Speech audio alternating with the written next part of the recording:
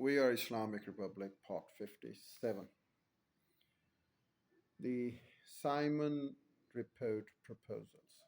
A federal system with more powers going from the central government to the provinces. Diarchy to be ended with provincial governments in the hands of ministers responsible to elected legislatures. Governors would choose all ministers from the parties that had majority support. Provincial prime ministers would be free from control by the government or central government. NWFP to be given a legislative council but no government and no decision for the time being on Sindh. No real change in the central executive. Council of Greater India to be set up, representing India and the individual provinces to discuss matters of all India concern. These proposals were unacceptable to both the League and the Congress. But the League held back from attacking them. They were keen to take part in consultation with the British. The League wanted opportunity to press for their 14 points policy. The Congress and the Muslim League boycotted Britain's Simon Commission. The Congress and the Muslim League set up the Nehru Committee to bring forward constitutional proposals. The Nehru Committee completely disregarded Muslim views. The Muslim League adopted Jinnah's 14 points to safeguard the rights of Muslims. The Congress opposed the Simon Report and Gandhi started another protest campaign.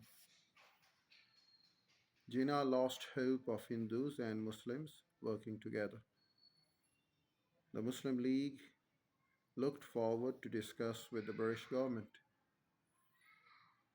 Because there was no Indian representation on the Simon Commission, the British had promised full consultation over its proposals. This, the Muslim League believed, was a responsible way to deal with these important issues. On the other hand, the Congress was proving difficult and said it would boycott any consultation. But the British government needed to make some progress and bring in reforms. British public opinion was still not ready to accept real Indian self government. The Manchester Guardian, a liberal English newspaper, summed up British dilemma to devise a constitution that seems like self-government in India and at Westminster like the British Raj. Well, next we'll talk about the reform and progress. What was the purpose of the round table conferences? There were roundtable conferences in 1930, 31, and 32. In 1930, the Muslim League and Congress remained miles apart in their views. For Mr. Jinnah, it was the end of his great struggle to reconcile Hindus and Muslims. Hindus had ignored his appeals. He concluded that there was no hope of the two groups working together. This lack of unity among the Indians made it more difficult for the British to know what to do next. Gandhi's campaign made the situation even more precarious, and there was always the threat of widespread disorder and violence. The Indians were dealing with a new British government. In 1929, the Labour Party, led by Ramsay MacDonald, was elected to the government. Labour had consistently supported the cause of the Indian nationalism.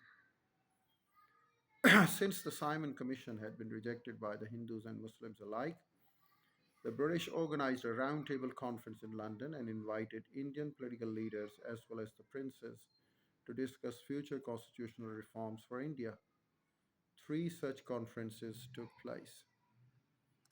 first roundtable conference in 1930, second roundtable conference in December 1931, and then the third roundtable conference in November 1932.